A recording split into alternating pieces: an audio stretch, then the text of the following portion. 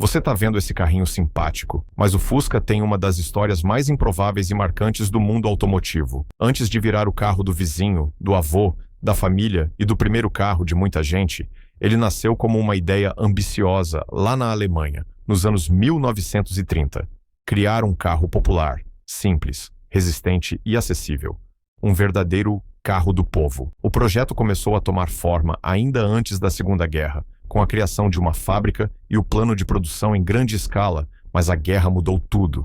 A prioridade deixou de ser carro civil, a indústria virou outra coisa, e o sonho do carro popular ficou praticamente congelado. Só que é aí que a história fica absurda, porque no pós-guerra, quando a Alemanha estava destruída e a economia tentando se levantar, a fábrica de Wolfsburg voltou a funcionar e o carrinho começou a ganhar vida de verdade. O Fusca não virou lenda porque nasceu perfeito. Ele virou lenda porque conseguiu se reerguer numa época em que quase nada dava certo, e foi exatamente essa fase que moldou a reputação dele.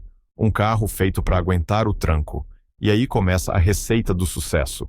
Mecânica simples, motor traseiro, um projeto pensado para durar, e um tipo de carro que não precisava ser o mais rápido do mundo para ser o mais querido. Ele era o carro que ligava, que levava, que voltava, que encarava estrada, buraco, poeira e rotina. E essa sensação de carro confiável foi virando um símbolo. Aos poucos, ele saiu de um projeto europeu e virou um fenômeno global.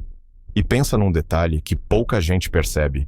Em vários lugares, o Fusca não era só um carro bonitinho. Ele era ferramenta de trabalho e de vida. Era o carro do estudante, do pai de família, do comerciante, da pessoa que precisava de um carro que simplesmente funcionasse. E quando um carro vira parte da vida real das pessoas, ele vira história. Tanto que o Fusca alcançou números gigantescos de produção ao longo das décadas, atravessou continentes, mudou pequenos detalhes de ano para ano, ganhou apelidos diferentes em cada país e, mesmo assim, manteve a mesma identidade. E agora a gente puxa essa história para o Brasil, porque aqui o Fusca não virou só um carro famoso, ele virou cultura. No Brasil, ele começou a ser produzido no fim dos anos 1950 e rapidamente virou presença total nas ruas. E não era só por preço, era porque o brasileiro se identificou com a proposta de carro simples, fácil de manter e valente. Aquele carro que você aprende a conviver, aprende a mexer, aprende a cuidar e que vira quase membro da família. O Fusca foi carro de viagens, de trabalho, de namoro, de história de infância, de ir para a escola, de ir para o serviço, de estrada de terra, de chuva, de sol, e isso cria um laço emocional gigantesco. E quando você pensa que a história terminou, vem uma das partes mais curiosas. Ele saiu de linha no Brasil, ficou um tempo fora e depois voltou. Sim, voltou. É raro um carro voltar a ser fabricado depois que já tinha se despedido. Mas o Fusca teve esse retorno no começo dos anos 1990, numa fase em que a ideia era oferecer um carro mais popular de novo. Esse retorno ficou tão marcado que ganhou até apelido, e muita gente lembra dessa época como a segunda vida do Fusca por aqui. Só que o mundo estava mudando rápido, novas exigências, novas tecnologias, segurança, emissões, mercado, tudo apertando, e o Fusca clássico já não conseguia acompanhar as regras e expectativas modernas do jeito que os carros mais novos conseguiam. Aí você entende uma coisa importante. O Fusca não morreu porque ficou ruim. Ele saiu de cena porque o mundo mudou ao redor dele. Mesmo assim, a lenda continuou viva e o final definitivo da produção do Fusca clássico aconteceu fora do Brasil, no México. Lá, a produção durou mais tempo e virou quase uma despedida mundial. Em 2003, saiu o último Fusca clássico de fábrica, e isso foi praticamente o fim de uma era automotiva. E o que deixa essa história ainda mais bonita é que o Fusca conseguiu virar mais do que metal e parafuso. Ele virou personagem. Ele tem uma cara que passa sentimento. Farol redondo, linhas suaves, aquele design que parece amigável. Por isso ele aparece em filmes, propagandas, brinquedos, coleções, encontros de carros e eventos. Tem carro que impressiona pelo luxo, carro que impressiona pela velocidade. Mas o Fusca impressiona porque ele tem alma, e isso é raríssimo.